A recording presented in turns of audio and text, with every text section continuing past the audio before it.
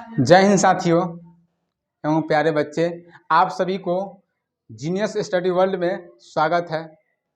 आज हम बात करने वाले हैं फिजिक्स चैप्टर 1 के अध्याय 1 में जो हर साल क्वेश्चन पूछा जाता है, VBI क्वेश्चन है। क्वेश्चन क्या है कि r बराबर 2f या f बराबर r/2 सिद्ध करना होता है, या इस प्रकार से पूछता है कि वक्रता, त्रिज्या तथा फोकस दूरी में संबंध स्थापित करें। हर साल पूछता है।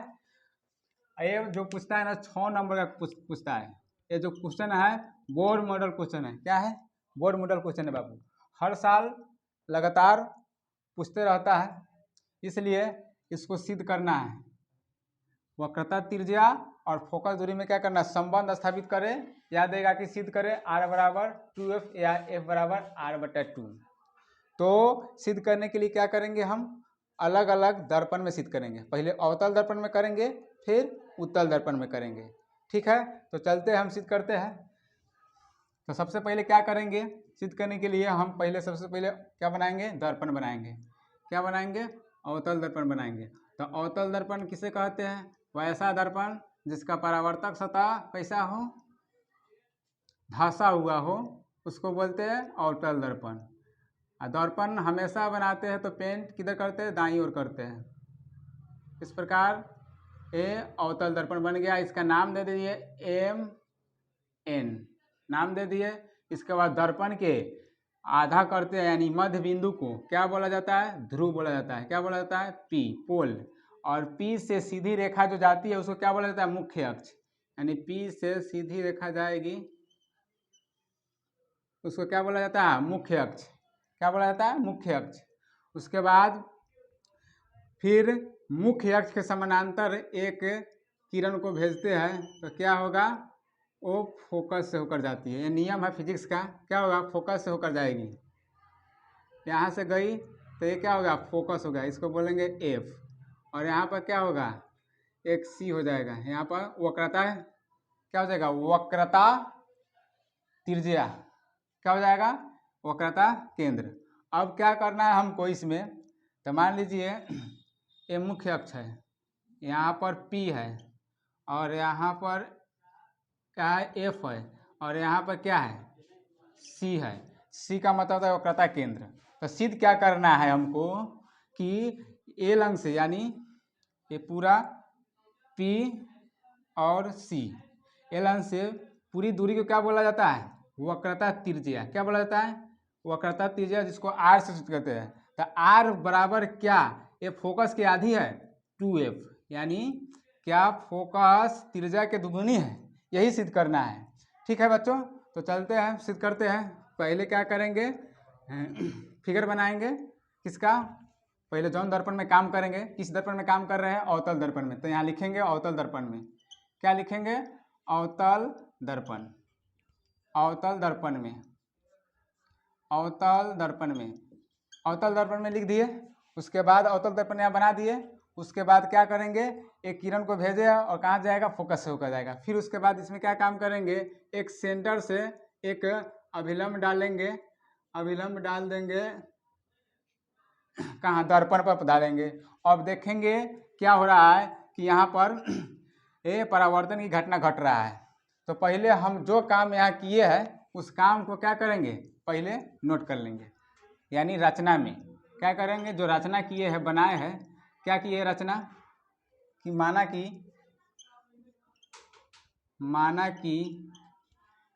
MN क्या है?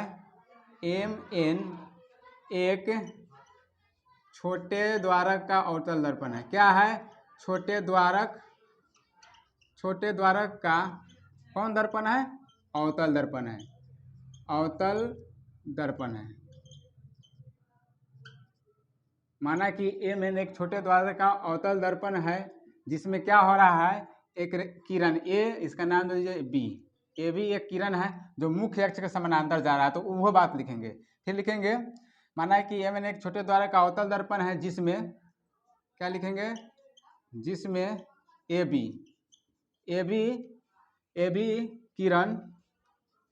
किरण मुख्य अक्ष या प्रधान अक्ष बोलिए, मुख्य अक्ष के समानांतर मुख्य अक्ष के समानांतर कहाँ पड़ रहा है? मुख्य अक्ष के समानांतर दर्पण से क्या हो रहा है? दर्पण से परावर्तित हो रहा है। दर्पण से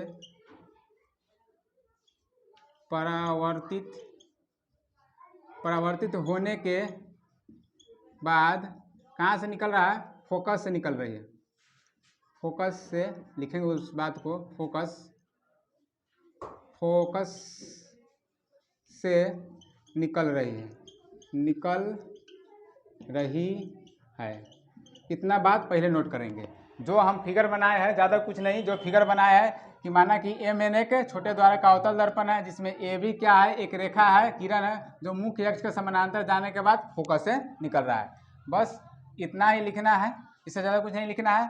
उसके बाद फिर यहाँ पर लिखेंगे, अब यहाँ पर क्या देखेंगे कि ए भी मुख्य अक्ष के समानांतर जा रहा है, तो फोकस से आ रहा है, तो वहाँ पर कौन घटना हो रहा है? परावर्तन हो रहा है। देखिए ऐसे आया है और फिर ऐसे गया है, और इसमें क्या है?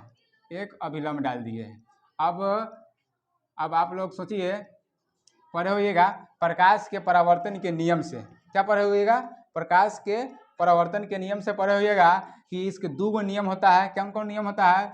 कि आने वाले किरण को आपतित किरण, जाने वाले किरण को परावर्तित किरण, और एक अभिलंब, तीनों क्या होता है? एक ही बिंदु पर होता है। ये पहले का नियम है। दूसरा नियम क्या पढ़े होइएगा कि आपतन कोण I और परावर्तन कोण R का मान बराबर होता है। यानी जितना इस कोण का मान रहेगा उतना इस कोण का मान रहेगा। इसलिए हम क्या कर देंगे, इसका नाम दे दीजिए 1, कोण 2 और कोण 3 नाम दे दिए हैं। तो अब इस नियम के अनुसार क्या लिख सकते हैं? क्या लिखेंगे कि कोण 1 बराबर कोण 2, ये समीकरण एक हो जाएगा। अब कैसे हुआ है वो भी बात लिखेंगे, परावर्तन के नियम से। अब कोई पूछ देगा कि कैसे बराबर कर दिए हैं, तो परावर्तन के नियम से। हम नहीं किया है, ये नियम है फिजिक्स का, उसके नियम के आधार पर हुआ। परावर्तन के नियम से। किसके नियम से? परावर्तन के नियम से। यहाँ लिख दिए हैं ताकि समझ में आएगा बेहतर। परावर्तन के नियम से क्या हो गया? कोण 1 बराबर हो गया कोण 2। अब क्या करेंगे, फिर उसमें देखेंगे क्या कि कोण 1 बराबर हो जाएगा कोण 3 के। किस प्रकार होगा? तो आप लोग मैथ में, गणित में पढ़े होइएगा 9th में कि जब दो समानांतर रेखा को कोई तिर्यक रेखा काटती है ना, तो क्या होता है? उसके संगत कोण बराबर होता है एकांतर कोण से बराबर होता है। ये वाला कोण बराबर हो जाएगा इसके, ये वाला बराबर हो जाएगा इसके। यानी एकांतर कोण के नियम से क्या करेंगे? कोण 1 बराबर कोण 3 कह सकते हैं। तो यहाँ लिखेंगे कि कोण 1 बराबर कोण 3, इसको समीकरण क्या मान लेंगे? 2 मानेंगे। आई कैसे आया है? तो लिखेंगे क्या? एकांतर कोण के नियम से। एकांतर कोण के नियम से। किसके नियम से? एकांतर कोण के नियम से। एकांतर कोण के नियम से हो गया। समझ में आ गया? यहाँ तक तो समझ में आ गया। अब फिर लिखेंगे, अब क्या लिखेंगे? समीकरण। अब लिखेंगे क्या? समीकरण 1 तथा 2 से।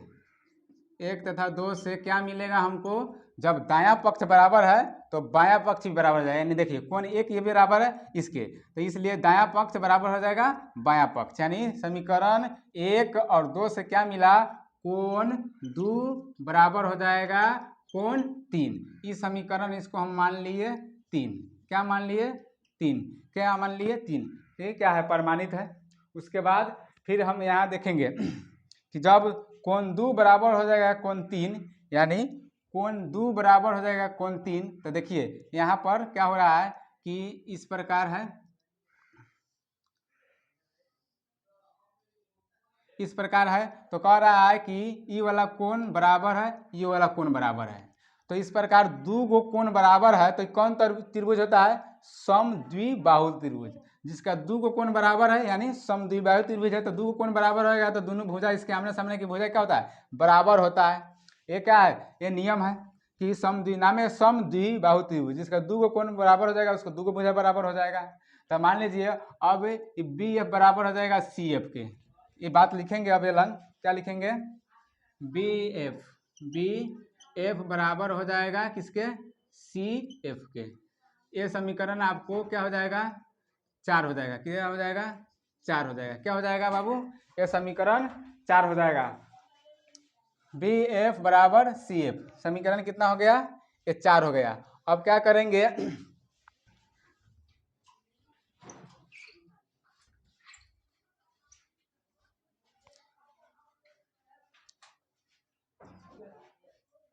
अब लिखेंगे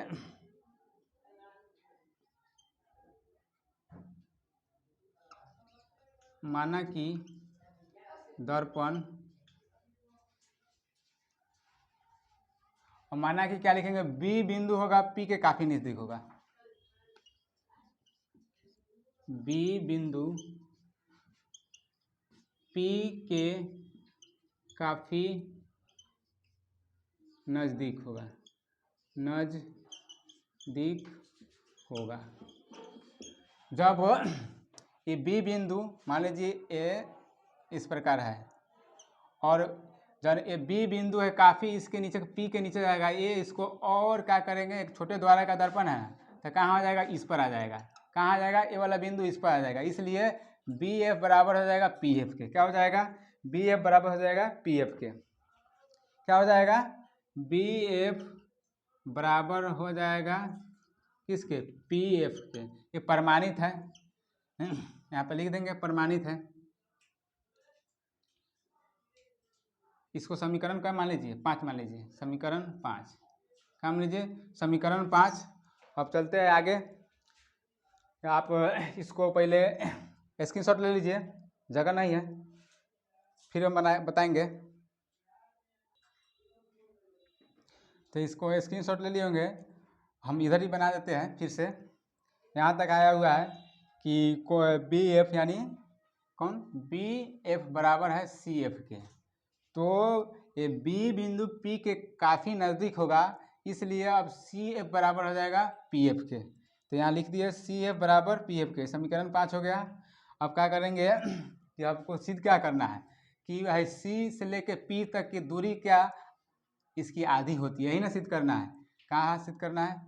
मान ए पी है और ए सी है, इसका आधा है क्या है? एफ है। तो हमको क्या करना है कि ये पूरे क्यों, जब इसको हम सी पी बराबर लिख सकते हैं कथी? सी एफ जोड़ पी एफ लिख सकते हैं। मान लीजिए हम सी एफ जोड़ेंगे, यानी सी एफ जोड़ेंगे और पी एफ जोड़ेंगे तो क्या मिलेगा? सी पी ए ना मिलेगा जी, सी पी ए ना मिलेगा। तो इसलिए हम यहाँ पर लिख सकते हैं कि एक लाइन यहाँ लिख देते हैं सी पी, यानी सी पी कहने का मतलब है पूरा एल एन से एल एन की दूरी बराबर सी एफ जोड़ पी एफ। नहीं, इस प्रकार लिख सकते हैं, या इसको यहाँ पर, या इसको अब क्या करेंगे? सी पी है, सी पी के सी पी रह देंगे बराबर क्या करेंगे? सी एफ और पी एफ, यानी सी एफ के जगह पर पी एफ लिख सकते हैं। कैसे लिखेंगे? पी एफ जोड़ पी एफ। क्या है कि जितना इतना दूरी है उसका उतना ही दूरी है। यहाँ से देख लीजिए कहाँ गया? सी एफ बराबर पी एफ है, सी एफ बराबर पी एफ है। तो समीकरण 5 से यहाँ लिख सकते हैं, समीकरण 5 के से चूँकि यहाँ लिख देंगे, यहाँ लिख देंगे चूँकि कथी ये वाला बात लिखेंगे सी एफ बराबर है पी एफ के। इसलिए अब एल लीजिए मान चाहे ए लीजिए मान, कोई भी मान रख सकते हैं, इसमें कोई दिक्कत नहीं है। उसके बाद अब क्या करेंगे? फिर सी पी बराबर ई पी एफ और ए पी एफ, तो दो गो क्या हो जाएगा? दो गो पी एफ हो जाएगा, दो गो पी एफ हो जाएगा। अब सी पी हेलन से सी पी की दूरी को क्या बोला जाता है? आर, आर आर बोला जाता है। अच्छा, और उसके बाद पी क्या है? पी पी एफ क्या है? पी एफ को क्या बोला जाता है? पी से एफ की दूरी क्या बोला जाता है? फोकस बोला जाता है। फोकस दूरी इसको एफ से करते हैं नहीं, तो यहाँ क्या लिख देंगे? टू क्या लिखेंगे? एफ। हाई कैंसिल हो गया। पी एफ का मतलब होता है एफ, फोकस दूरी का कैंसिल हो गया। आर बराबर क्या होगा? 2f हो गया। या इसको अब, या इसको एफ बराबर, इसको एफ इधर लाएंगे बराबर आर बाई 2 हो जाएगा। क्या हो जाएगा? आर बटा 2 हो जाएगा। क्या हो गया? आपको सिद्ध हो गया। एक बार फिर से और समझाते हैं। तो सबसे पहले क्या करेंगे, ई हो गया आपको अवतल दर्पण में। कौन दर्पण में हुआ, अवतल दर्पण में। सबसे पहले क्या करेंगे कि हम पहले एगो दर्पण बनाएंगे अवतल दर्पण में, उसके बाद उसके रचना करेंगे, नाम देंगे। तो मान लीजिए ए में एक छोटे द्वारा का अवतल दर्पण है, उस रचना को लिखेंगे जिसमें ए भी क्या है, वो रेखा है जो मुख्य अक्ष के समानांतर जा रहा है। तो परावर्तन होगा तो कहाँ से जाएगा, फोकस से जाएगा बाबू। यहाँ समझ में आ रहा है फिगर। जब तक आप फिगर नहीं समझिएगा तब तक इसको बना नहीं पाएगा। फिगर समझ लिए उसके बाद ये बन गया, फिगर समझ गया उसके बाद यहाँ लिखेंगे यहाँ कौन, इसका नाम दे दिए, एगो कौन यहाँ बन रहा है, एगो कौन यहाँ बन रहा है, एगो कौन यहाँ बन रहा है। आप कुछ भी नाम दे सकते हैं, 1 2 3 जो नाम देना है दे सकते हैं। हम 1 2 3 दिए है, आप कुछ भी दे सकते हैं, आपके ऊपर डिपेंड है, लेकिन आएगा तो यही आएगा। उसके बाद क्या किए हैं, हम परावर्तन के नियम से क्या किए हैं, कोण 1 कोण 2 को बराबर किए। हम कुछ नहीं किए, ये फिजिक्स का नियम है, रूल है, कोण 1 बराबर कोण 2 कहाँ से, परावर्तन के नियम से। ये आपको ज़्यादा तेला वेला करने की जरूरत नहीं है, नियम है। नियम से क्या हो गया, ज़्यादा एक्स्ट्रा फिजिक्स का होता है कि दिमाग ज़्यादा नहीं लगाना चाहिए, क्योंकि उसमें दिमाग ज़्यादा लगाइएगा तो चले जाइएगा। उसके रूल होता है, नियम होता है, उसको फॉलो करना होता है। फिर दूसरा का कभी कह रहा है कि कोण 1 बराबर है कोण 3, किसके नियम से, तो एकांतर कोण के नियम से। यहाँ पर बताए हुए एकांतर कोण बनाए हुए हैं उसके नियम से। उसके बाद क्या करना, समीकरण 1 और 2 से जब दायां पक्ष बराबर है तो बायां पक्ष बराबर हो जाएगा। मध्य बनाए हुएगा तो मध्य के हिसाब से हो गया। अब तब ई है बराबर हो जाएगा, तब बी है बराबर सी एफ हो जाएगा। उसके बाद फिर जो दर्पण है छोटा द्वारक है, इसलिए बी बिंदु काफी पी के नजदीक होगा, इसलिए हम सी एफ बराबर पी एफ कर दिए। अब सी एफ को क्या, पूरा दूरी को क्या बोलेंगे, ए लाइन से ए लाइन की दूरी को बोलते हैं त्रिज्या, वक्रता त्रिज्या, जिसको आर बोलते हैं, बड़का आर। अच्छा, एफ लाइन से पी की दूरी क्या बोलते हैं, एफ बोलते हैं, यानी फोकस बोलते हैं। तो उसी प्रकार सीपी का मान निकाले हैं, पी एफ यहाँ लिख दिए हैं। उसके बाद 2 पी एफ आया है, सीपी, सीपी को क्या करेंगे, आर लिख देंगे, क्योंकि सीपी क्या है, त्रिज्या वक्रता, तो आर लिख दिए है। उसके बाद क्या किया है पी एफ है, तो पी एफ की जगह क्या, पी एफ क्या है, फोकस दूरी है, तब एफ लिख दिया, या यहाँ आर बराबर 2 एफ हो गया। यही तो सिद्ध करना है, या एफ बराबर आर बाई 2 हो गया सिद्ध। ठीक है बच्चों, तो अब ये अवतल दर्पण में हुआ। फिर हम नेक्स्ट वीडियो में, नेक्स्ट क्लास में बताएंगे क्या कि उत्तल दर्पण में कैसे सिद्ध करना है। ये तो हो गया आपके अवतल दर्पण में।